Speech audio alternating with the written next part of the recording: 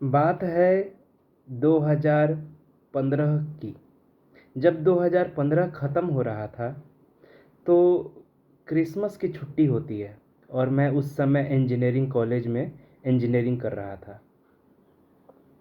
तो 2015 के लास्ट में 2015 के लास्ट में 25 दिसंबर के दिन मैंने ये सोचा कि मैं नेशनल लेवल की एक तैयारी करूँगा। नेशनल लेवल के एग्ज़ाम की एक तैयारी करूँगा और ये जो एग्ज़ाम है, इस एग्ज़ाम को मैं 2 साल बाद दूँगा। जब मैं अपनी इंजीनियरिंग ख़त्म करूँगा मतलब 2018 में, तो मैं उसको दूँगा। मतलब 2018 में जो एग्ज़ाम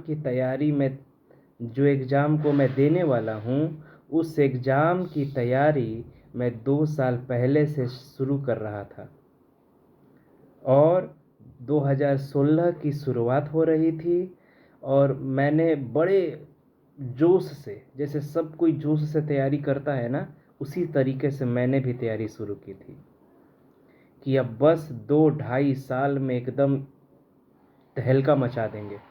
इतनी खतरनाक तैयारी करेंगे कि कहना ही नहीं है।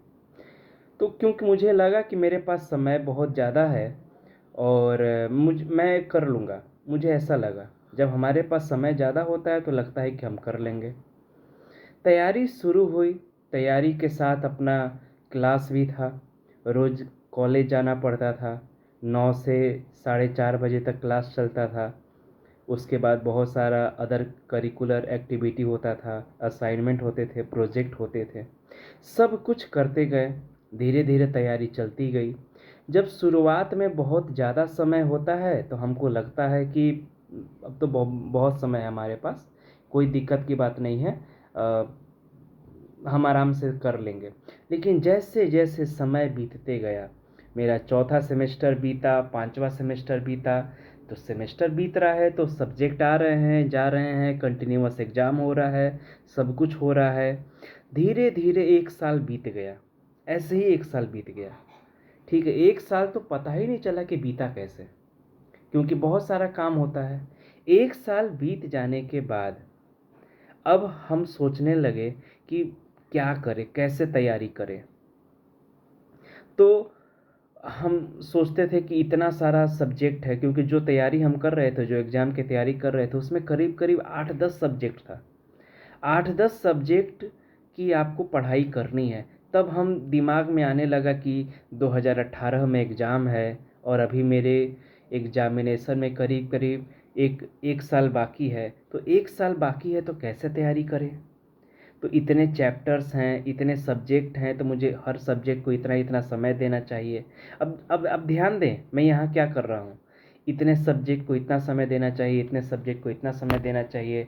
ये मतलब ये सारा कुछ हम करने लगे। धीरे धीरे समय आगे बढ़ा और आ गया 2017 का, यही अगस्त सितंबर का समय है। अगस्त सितंबर जैसे ही आया और जैसे ही फॉर्म आया एग्ज़ाम का, मैंने एग्ज़ाम का तो फॉर्म बड़े खुशी से भर दिया। लेकिन जैसे ही एग्ज़ाम का फॉर्म हम भरे, एक डर एक डर अंदर एकदम बैठ गया। कैसा डर? क्या एग्ज़ाम मेरे से निकलेगा? क्या एग्ज़ाम मेरे से निकलेगा? क्यों? यह डर क्यों आया? यह डर इसलिए आया क्योंकि सिलेबस कंप्लीट नहीं था। और जब सिलेबस ही कंप्लीट नहीं था तो कैसे, हमको अंदर से लग रहा था कि मेरा एग्ज़ाम नहीं निकल पाएगा, बड़ा डर लग रहा था। और इस डर के कारण मेरी रोज़ की पढ़ाई छूटती जा रही थी। लग रहा था यार क्या ही अब तैयारी करें, क्या ही तैयारी करके हो जाएगा। क्यों? क्योंकि अब तो मेरा तैयारी कंप्लीट हो नहीं पाएगा। जब तैयारी कंप्लीट नहीं हो पाएगा तो एग्ज़ाम दे के मैं क्या करूँगा। ऐसे भी मेरे को कम नंबर आएंगे, मुझे जो चाहिए वो तो नहीं मिलेगा। यही सोचते सोचते मैं पढ़ता था, पर ये दिमाग में ना एक ऐसे पीछे दिमाग में ना ऐसे घूमते रहता था हमेशा कि क्या होगा एग्ज़ाम में। धीरे धीरे सितंबर बीता, अक्टूबर बीता, नवंबर बीता, दिसंबर बीता। दिसंबर जब बीता तो दिसंबर में हम सबके एग्ज़ाम्स हो जाते हैं इंजीनियरिंग में, और सभी बच्चे 10-15 दिन 20 दिन की छुट्टी पे चले जाते हैं। सभी बच्चे छुट्टी पे चल गए और हॉस्टल में अकेला मैं बचा। मेरे साथ और भी 2-3 लोग होंगे, लेकिन पूरा हॉस्टल खाली। जिस हॉस्टल में 500 बच्चे रहते हैं, और इतनी ठंडी का समय, इतनी ठंडी के समय में उस पूरे मतलब एक तरीके से भूताहा बंगला, एकदम घोस्ट टाइप वाली फीलिंग आ रही थी कि इस पूरे इतने बड़े बिल्डिंग में मैं अकेला तैयारी कर रहा हूँ और कोई नहीं है। और डर लगने लगा कि क्या होगा। मैं दिन भर में कम से कम 2 से 3 बार अपनी माँ को फ़ोन करता था कि माँ क्या होगा, क्या होगा, क्या होगा। माँ हमेशा कहती थी क्या हुआ, नहीं होगा तो नहीं होगा, बाद में देना। लेकिन फिर वही चीज़ कि नहीं, कैसे कैसे नहीं होगा, ये होगा। इस कारण से कंटिन्यूअस मतलब एग्ज़ाम तक मेरा पढ़ाई डिस्टर्ब रहा, बहुत गंदे तरीके से डिस्टर्ब रहा। एकदम मतलब आप कह सकते हैं कि मैं पढ़ तो रहा था, पर मेरा फोकस पढ़ाई पे कम, सिलेबस पे ज़्यादा था कि सिलेबस ही कंप्लीट नहीं हो पा रहा है। इसी फ्रस्ट्रेशन में, इसी एंजाइटी में मैंने एग्ज़ाम दिया, और मेरा मतलब वन ऑफ द वर्स्ट, एकदम बेकार एग्ज़ाम मेरा गया, एकदम बेकार, एकदम बेकार एग्ज़ाम गया। मतलब बहुत ही बुरा लगा। पूरी रात उस दिन हम किसी से बात नहीं कर पाए थे, पूरी रात। बात है 2018 की, 2018 फरवरी की बात है।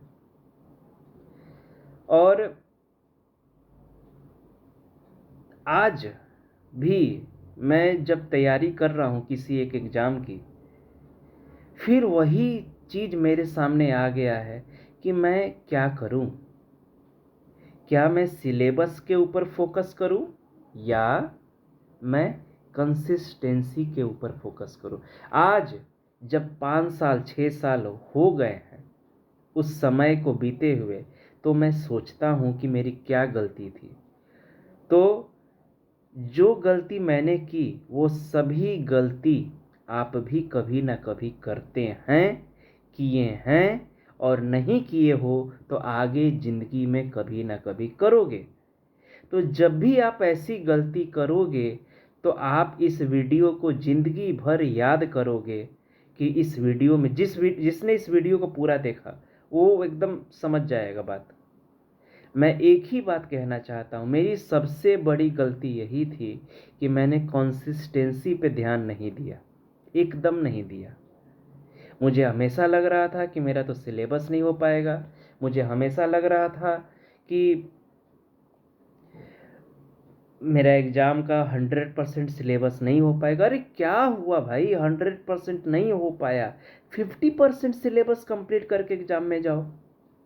जितना आप सिलेबस कंप्लीट कर सकते हो, जितना आपका सामर्थ्य है, कैपेबिलिटी है, 10%, 20%, 30%, 40%, 50%, उतना ही कंप्लीट करके जाओ। अगर मुझको आज भी मैं कहता हूँ, और मुझे इस बात का हमेशा अफसोस रहेगा कि अगर उस समय मैं ये सोचता कि कोई बात नहीं, जो कंप्लीट नहीं होगा नहीं होगा, बाद में करेंगे। ऐसा थोड़ी ना है कि 2018 के एग्ज़ाम के बाद वो एग्ज़ाम मैं कभी नहीं दे सकता था।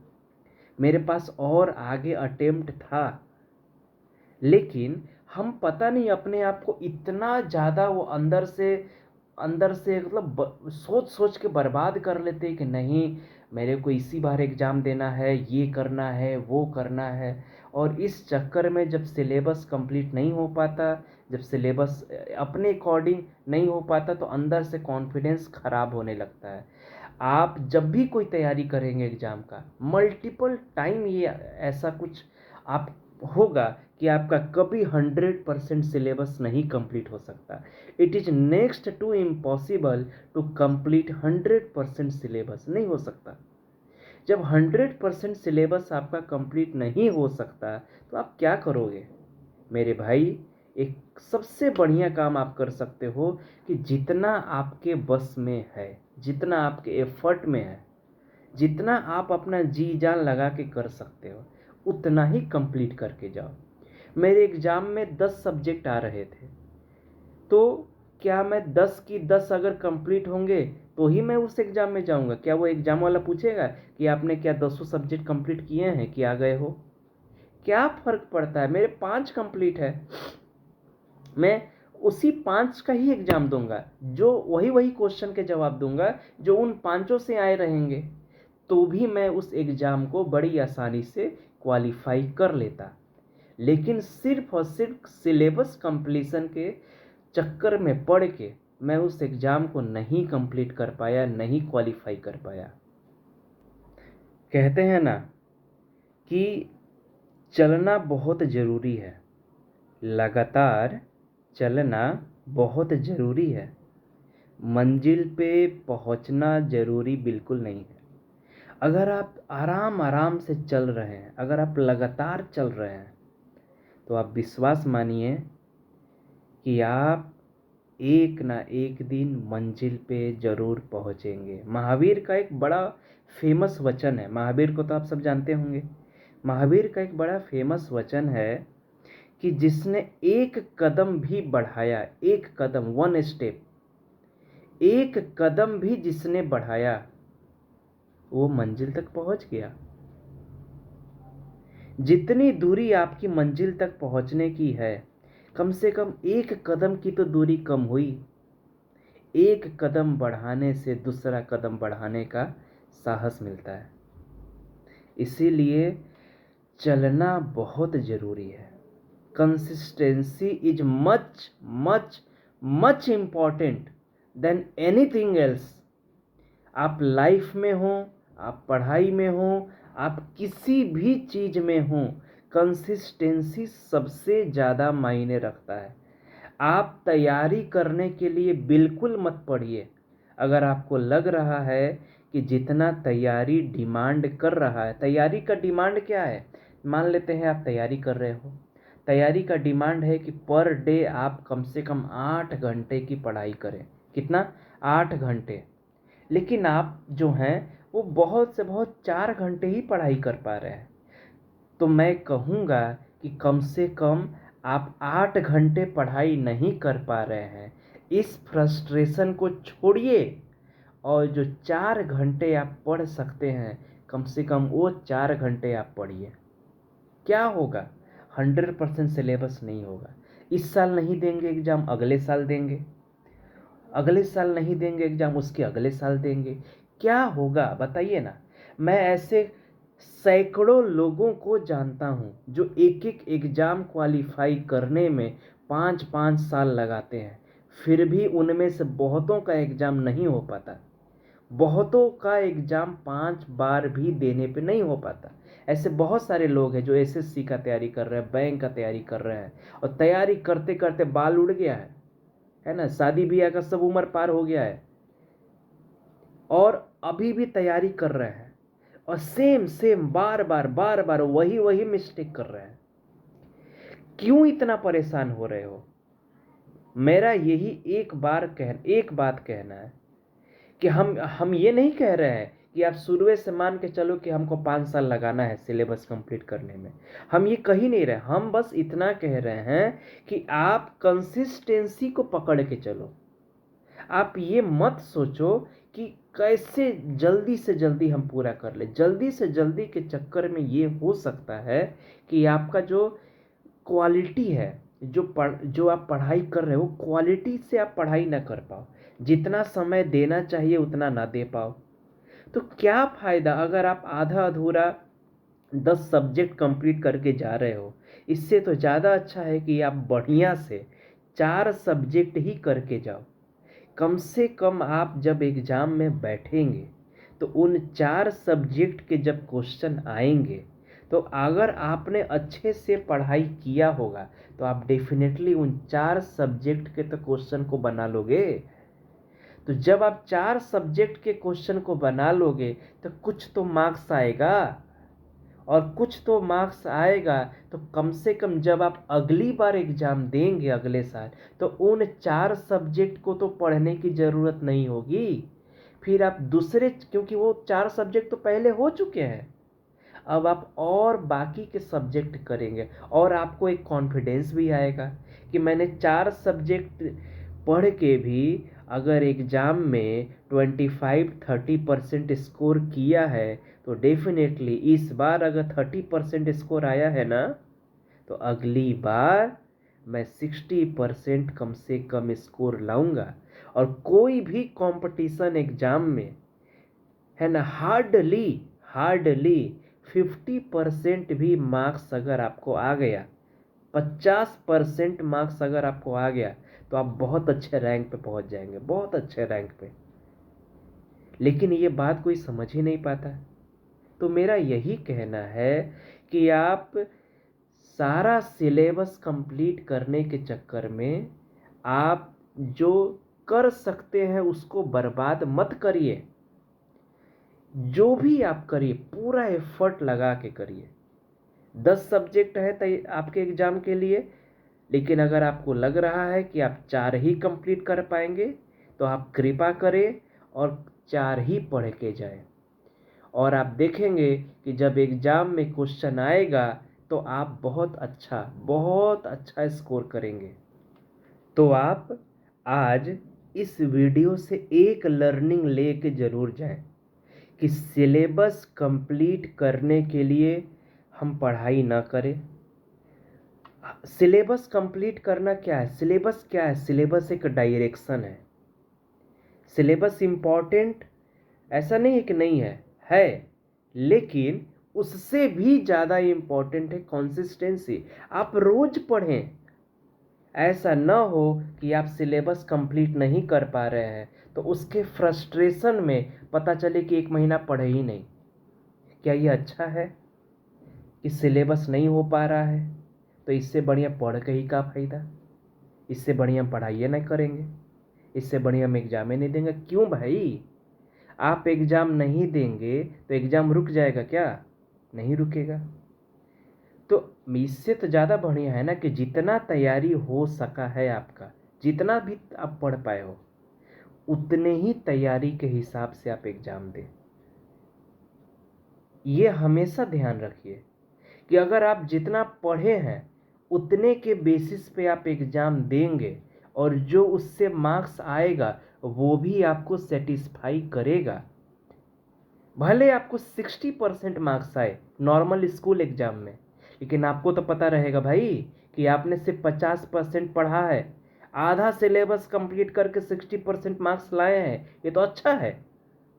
तो हम जो बचा हुआ आधा सिलेबस है उसको आगे पूरा करेंगे। ये बात हमेशा ध्यान रखिएगा कि जब भी ऐसी कोई परिस्थिति आए, जब भी आप बीमार पड़ जाएं, जब भी कोई घर में ऐसा इमरजेंसी का केस आ जाए, या कुछ भी अगर आपके लाइफ में कुछ ऐसा डिजास्टर हो रहा है या हो जाए कभी, जिस कारण से आप जिस भी एग्ज़ाम की तैयारी कर रहे हैं या करेंगे, और अगर उस एग्ज़ाम आपको लगने लगा कि अब तो मेरा ये एग्ज़ाम का सिलेबस नहीं हो पाएगा, तो आप होप मत छोड़िए। आप जितना कंप्लीट कर सकते हैं या जितना कंप्लीट आपने किया है, उसी के बेसिस पर आप एग्ज़ाम दें। और जब आप उसके बेसिस पर एग्ज़ाम देंगे और उससे जो मार्क्स आएगा, वो आपको बहुत ज़्यादा सुकून देगा। और आपको पता चलेगा कि मैंने इतना ही पढ़ के इतना ज़्यादा मार्क्स ले आया, अगर मैं पूरा सिलेबस कंप्लीट कर लूँ तो पता नहीं कितना ज़्यादा मार्क्स आ जाए। इसीलिए इस बात को आप अगर कुछ सीख पाए हो, तो आप मेरे को बताइए कमेंट में कि आपने इससे क्या सीखा। और अगर आप चाहते हैं कि आपकी कोई पसंद की वीडियो मैं बनाऊं, अगर आपके मन में कोई सवाल है, अगर आप चाहते हैं कि किसी टॉपिक पे मैं वीडियो बनाऊं, तो आप वो भी कमेंट में लिखें कि आप इसके ऊपर वीडियो बनाएं। डेफिनेटली मैं उसके ऊपर वीडियो बनाने का प्रयास करूंगा। Thanks a lot.